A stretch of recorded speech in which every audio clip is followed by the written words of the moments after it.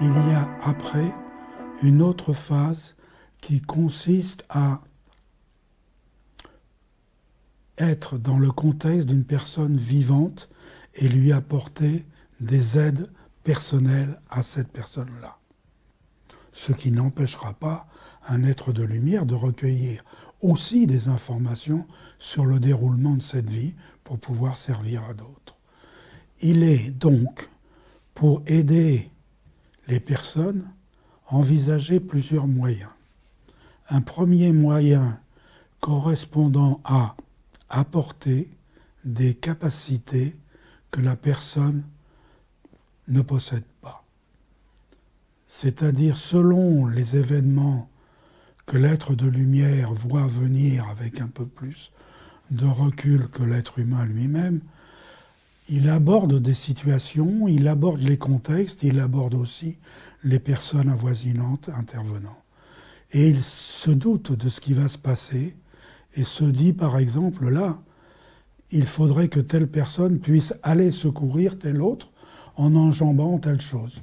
Et la personne accompagnée n'a jamais douté qu'elle ne savait absolument pas faire ça, de tels enjambements. D'expérience, c'était quelque chose de totalement incapable. Et là, dans cet instant-là, cette personne accompagnée va sauter au-dessus de quelque chose et se précipiter. Et donc, à cet instant, est quelque chose qui peut peut-être être abordé par chacun. En gros, dans beaucoup de choses de ce que je vais expliquer, vous allez retrouver des pièces de puzzle que vous avez déjà vécues, constatées. Je vais simplement faire peut-être un fil d'Ariane pour associer tous ces puzzles, toutes ces pièces de puzzle. Donc là, dans cet instant, l'être de lumière a apporté juste à l'instant une capacité inconnue de la personne. Ça fait partie d'un premier système de l'accompagnement. Deuxième temps, de l'accompagnement se fait aussi à l'aide d'énergie. Bon, on va dire 2 mots courts sur les énergies, ça fera tout un point à développer. Les énergies sont l'instant de création matérielle du Big Bang en cours qui a créé matière, qui a créé énergie. Les planètes avec un magma actif, tout le monde a constaté qu'il s'échappait des choses de partout dans le cosmos venant de... Les énergies telluriques sont connues de tout le monde. Ce qui est un peu moins connu, c'est que n'importe quelle autre planète fait la même chose. Ce ne sera pas des énergies de Terre, ce sera des énergies d'une autre planète et renvoie aussi des énergies. Ces énergies sont toutes un peu différentes, bien sûr, parce que le magma est différent et n'amène pas les mêmes informations, les mêmes recettes pour savoir faire quelque chose. Le boulot des êtres de lumière, c'est effectivement d'abord de constituer toute une documentation, une information à ce sujet dans les terrains mêmes, dans des arbres, dans des pierres, dans des lieux. Et cette information est connectée aux énergies. C'est-à-dire que c'est comme si il y avait à la fois une mémoire et à la fois un lien direct pour accéder aux forces de cette énergie-là. Ça fait beaucoup de choses dans quelque chose d'immatériel. Il s'agit donc, grâce à ces énergies choisies par les êtres de lumière, cette fois-ci, on l'abordera un peu après qui c'est. Les êtres de lumière trient les énergies, les amènent. Ça se passe comment ? Un autre point à aborder. Le système fonctionne à l'aide de chakras. Pour recevoir des énergies du sol directement, des âmes guides lorsque ces énergies sont préparées, et les transmettre à l'être physique lui-même. L'être physique a aussi des chakras. On abordera tout ça. Mais le circuit passe par là. Et ce sont les êtres de lumière qui possèdent les chakras alignés que tout le monde connaît, alors que l'être physique a, lui, toute une grande couronne autour de chakras. Les deux étant complètement dans des registres différents. Mais par contre, tous ceux de l'être de lumière sont couplés avec tous les plans de l'être physique. Et quand il y a une énergie amenée, choisie, demandée par l'être de lumière aux âmes guides, façonnée, attribuée, affectée, déjà à moitié décortiquée, elle passe par les chakras, elle va s'installer dans les plans qui sont aussi à la fois mémoire, à la fois plan agissant, et permettent tout de suite à ces énergies de devenir actives. Et donc d'apporter, comme si elles apportent une recette pour savoir-faire avec quelque chose qu'on n'a pas quelque chose, et il se passe effectivement la matérialisation de cet accompagnement. Par rapport aux êtres de lumière, il est, si on envisage de rentrer plus précisément dans ce qui constitue les plans de l'être de lumière, c'est-à-dire l'être physique, lui, a des plans un peu en poupée russe autour du corps avec des fonctions.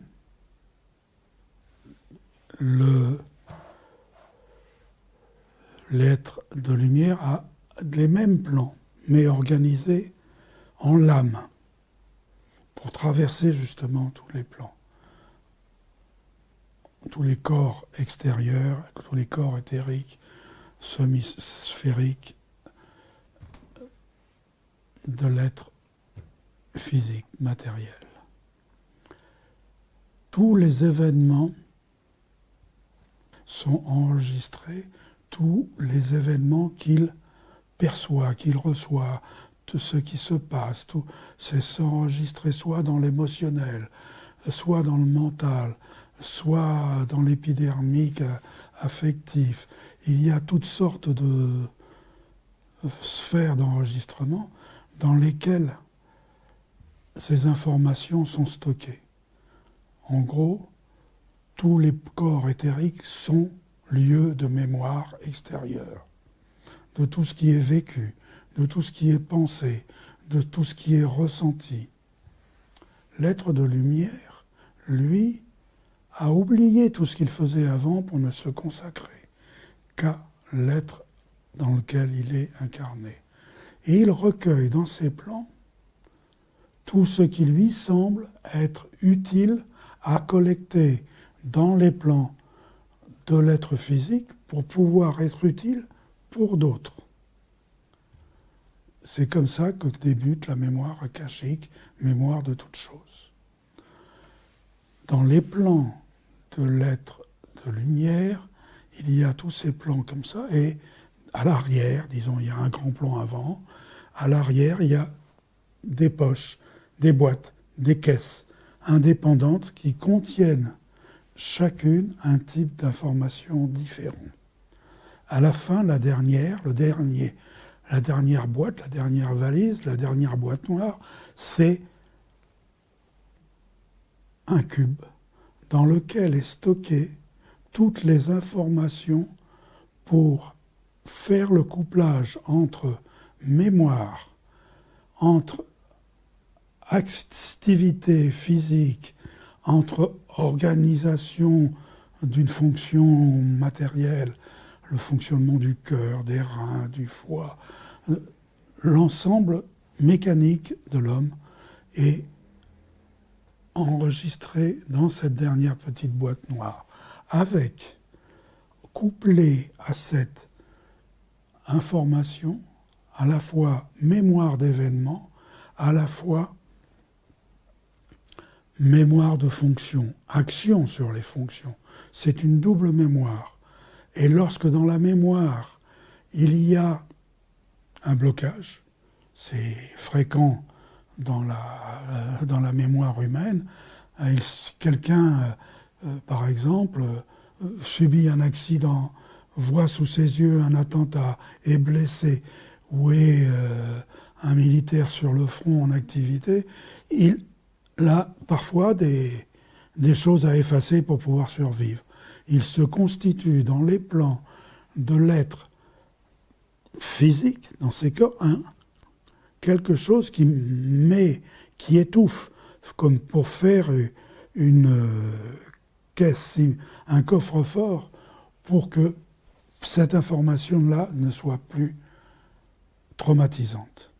C'est parfois comme ça que beaucoup de gens arrivent à survivre. Mais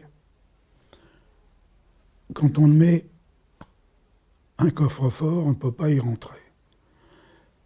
Comme c'est lié, ces plans, à quelque chose d'actif, où toute l'information, les énergies, que l'énergie qui arrive, on passe sur un sol, on ressent telle énergie, on reçoit d'une énergie céleste à un moment telle chose, et tout ça fait le quotidien de la vie de quelqu'un.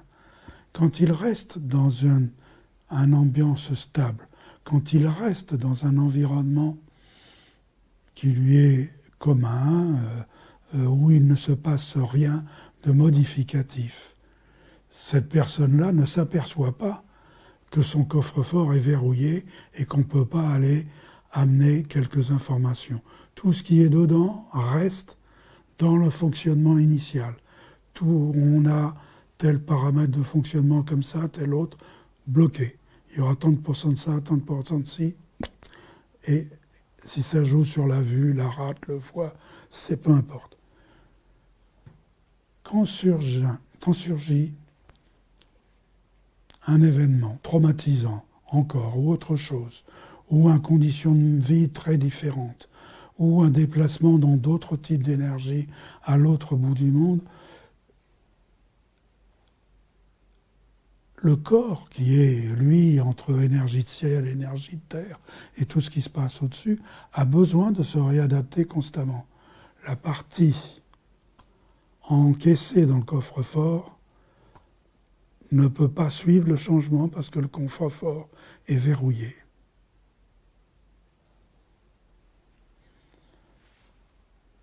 Dans la boîte cube du fond, il y a mémoire et localisation de ce coffre-fort. Qu'est-ce qu'il a provoqué? Comment on peut le débloquer? Qu'est-ce qu'il joue sur quoi? Sur quel fonctionnement?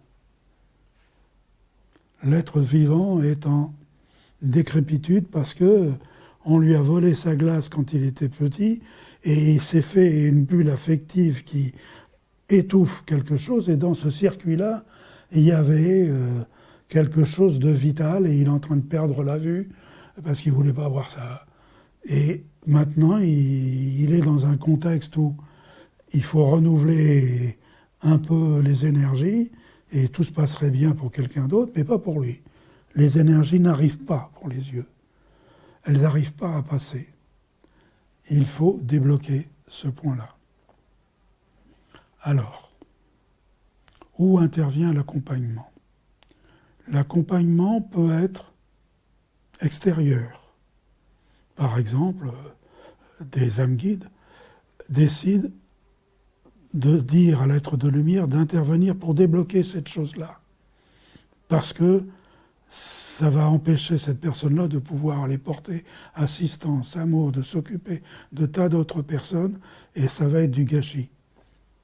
L'être de lumière recevra cette idée d'aller ouvrir et fera le nécessaire. Ou au contraire, ce sera un cas extérieur d'accompagnement qui fait qu'un accompagnement venu d'ailleurs interviendra directement pour sauver cette personne et rentrera dans le petit cube informe du fond, la boîte noire, et trouvera toutes les informations et en un instant pourra agir. Tout ça grâce à la mémorisation, les énergies amenées par et recueillies par l'être de lumière. c'est des tas de choses qu'on ne soupçonne pas, mais si par exemple un groupe de prière de gens très motivés viennent dire que cette personne qui va perdre la vue va désoler beaucoup de monde, ne pourra plus porter amour à tous ceux à qui il portait assistance, que c'est quelque chose de vital, qu'il recouvre un peu de vue pour pouvoir faire ça, si un groupe d'amour va s'adresser dans une demande, dans une intention auprès de la source amour. La source amour pourra intervenir pour dire on passe par tout ce qui a été prévu dans l'accompagnement par l'être de lumière pour pouvoir intervenir. On est loin des circuits habituels, compréhensibles. Mais beaucoup de gens ont déjà pu constater qu'ils franchissaient des barrières pour sauver quelqu'un, qu'ils pouvaient faire quelque chose qu'ils savaient ne pas savoir faire. C'est un peu quelque chose où, pour l'utilisation de chacun, il ne faut surtout pas vouloir comprendre, mais il faut vouloir laisser pénétrer cette information à l'être de lumière, justement, qui est là, pour dire, tiens, si maintenant il a déjà entendu ça, on pourra le ressortir à tel moment. Et donc, veiller à ne pas faire de blocage, de carapace, pour ne pas essayer de porter amour, accompagnement, attention.